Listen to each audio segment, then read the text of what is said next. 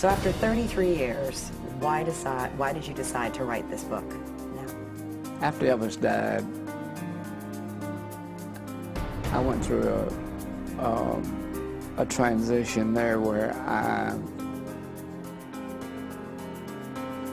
was so upset with the way things were being handled that I didn't want to have anything to do with Elvis. I mean, I didn't want people to talk to me about it. People would ask me about writing a book, and I'd say, no, I just don't want to think about all those things. When did he start taking drugs? The first that I had heard about him taking drugs was in the Army, and I heard that he took some amphetamines when he would drive from Memphis to California for a movie. He was afraid to fly, so he would take some amphetamines to stay awake. Amphetamines, barbiturates, sleeping pills. Why did Elvis need so many drugs? There's not a drug that treats everything. One drug that you can give somebody and will take care of their flu, will take care of their ulcer disease, will take care of everything that's wrong with somebody. Did you overprescribe medication to Elvis Presley? Elvis wanted these prescriptions in his name so his daddy wouldn't raise hell with him for spending money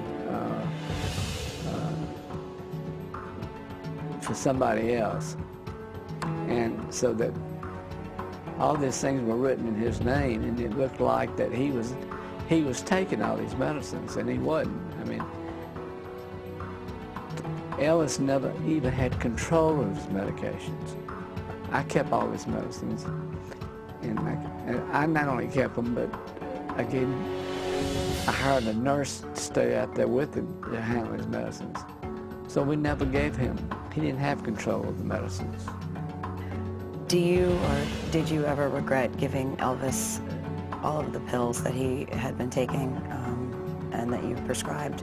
At any point, did you regret it? No, I don't regret anything that I gave him.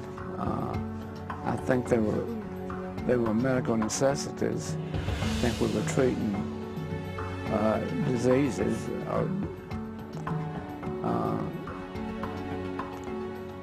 I guess the problem was I didn't know everything he was taking from other people.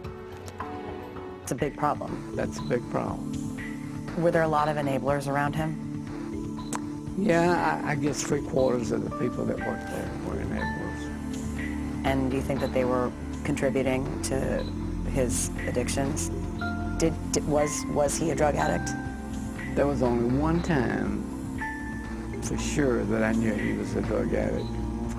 And that was a time when he flew into Memphis after he'd had a series of acupuncture treatments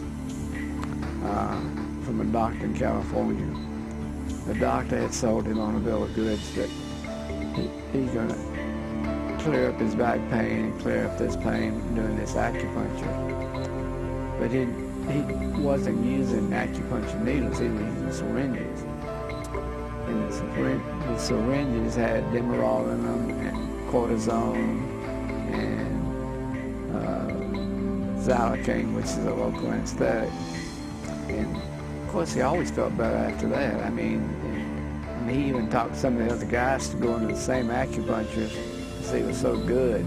That perpetuated the controversy around how Elvis died and what it was, in fact, that actually killed him and who did it. The reason there was so much controversy was you had the committee of pathologists with two different views, medical examiners or forensic pathologists who want only to come up with an accurate and sustainable and provable cause of death and then manner of death. Now, cause of death, for example, might be drowning, but manner of death could be an accidental drowning, a suicidal drowning, unknown. So those are the two things a forensic pathologist would look at.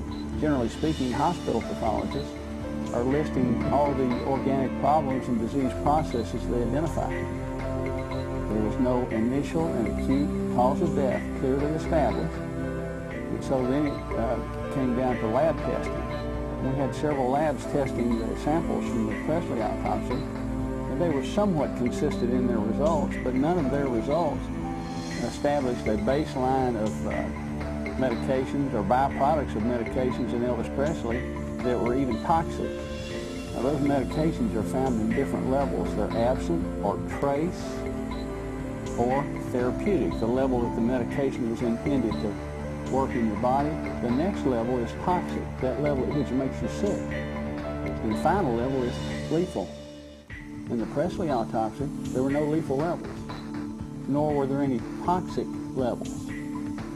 So for the first time, to my knowledge, in medical history, the diagnosis was formulated by the pathologist from the hospital that it was a polypharmacy. I think they may have even coined that term, but I'm not sure. But they felt like the combination of those drugs, in the absence of any other cause of death, was a probable cause of death. Of course, that autopsy has never been made public. And Dr. Francisco, who was the state medical examiner and the county medical examiner, determined that it was a natural death because of this very large, sick heart with a history of heart problems or hospitalizations, and also because of the investigation at the scene, which did not indicate that this was an overdose death at all. So, two different views, and since it was cloaked in secrecy, there was no clear-cut answer. But he died a natural death. Since you had been the focus of so much controversy in regards with Elvis's death, what would you think Michael Jackson's doctor, Conrad Murray, is going through right now, being the focus of the investigation? That's hard to answer because we don't have the toxicology studies back yet, and we don't have all the answers yet. I'm sure that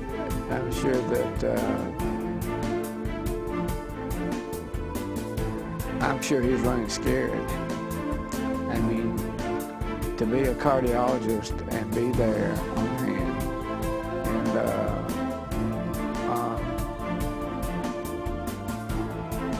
and have somebody die, which is not that unusual. You can't.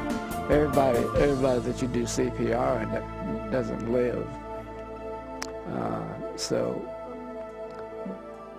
I think until we got a full deck of cards laid out, that we don't know.